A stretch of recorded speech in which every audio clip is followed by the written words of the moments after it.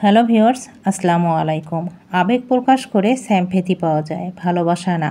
ভালোবাসা এমন একটা জিনিস যা মায়া হচ্ছে ভালোবাসার প্রধান লক্ষণ। মায়ায় পড়লে তবে ভালোবাসা পাওয়া যায়। যেখানে মায়া নেই সে সম্পর্কে ভালোবাসাও থাকে না। চোখের জলে কখনো সম্পর্ক বেঁধে রাখা যায় না, বরং সে সম্পর্ক আরও অবহেলায় জর্জরিত হয়ে যায়। তুমি কেঁদে কেঁদে তার মন নরম করতে চাইছো, তুমি তোমার দুর্বল জায়গাগুলো তাকে সুন্দরভাবে বুঝিয়ে দিচ্ছ, আত্মসম্মানবোধটাকে গলা টিপে মেরে ফেলছো শুধু তার কারণে।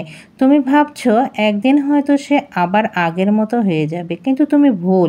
সে কখনোই আগের মতো হবে না, কারণ সে তোমাকে কখনো ভালোই বাসেনি, সে তোমাকে কখনো চায়নি। সে যদি তোমাকে চাইতো সে কখনো তোমাকে ছেড়েই যেত না। তাই তো এত এত অপমানের পরও তুমি তাকেই ফিরে পেতে চাইছো। তোমার এই ভালোবাসাময় ব্যাপারগুলো তার কাছে তাচ্ছিল্য মনে হচ্ছে, নিতান্তই সস্তা আবেগ। তুমি যতই না খেয়ে থাকো, যতই হাত কাটো, যতই কেঁদে কেঁদে গাল লাল করে ফেলো, তাতে তার কিছু আসবে যাবে না। বিলিভ মি, সে কখনোই তোমার এই অনুভূতিগুলো বুঝবে না, কারণ সে তোমাকে কখনো ভালোই বাসেনি। না, কখনোই না। চলে যাওয়া মানুষটা বেশিরভাগ সময় ফিরে আসে। তুমি হয়তো ভাবছো সে তোমার ভালোবাসার টানে ফিরে এসেছে। না, সে তোমার ভালোবাসার টানে ফিরে আসেনি। সে ফিরে এসেছে তোমাকে আগের থেকে আরও বেশি কষ্ট দিতে।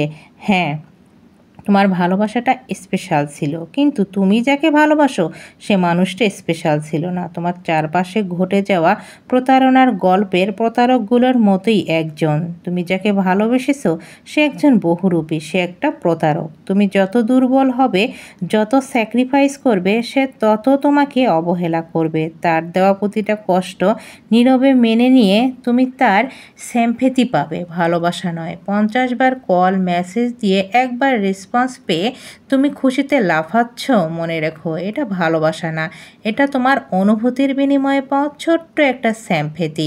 এক সময় বারবার চেষ্টা করেও তার সাথে কথা বলতে পারবে না, যোগাযোগ করতে পারবে না, কারণ হঠাৎ হয়তো একদিন বিরক্ত হয়ে সে তোমার নাম্বারটাই ব্লক লিস্টে দিয়ে দেবে। তুমি সেদিন চিৎকার করেও কাঁদতে কাঁদতে তাকে আর পাবে না, দুমড়ে মুচড়ে ভেতরে ভেতরে শেষ হয়ে যাবে, তাতেও তার কিছু আসবে যাবে না। প্লিজ আমাকে ছেড়ে যেও না, এই হৃদয় বিতারক কথাটার মর্ম সে কখনোই বুঝবে না।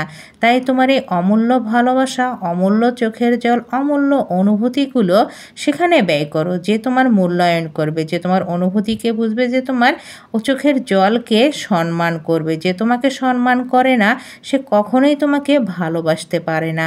তোমার সর্বোচ্চ উজাড় করার পরেও যে তোমাকে চাইলো না সে তোমাকে কখনোই ভালোবাসেনি। সেখানেই প্রকাশ করো যেখানে তোমার গুরুত্ব থাকবে।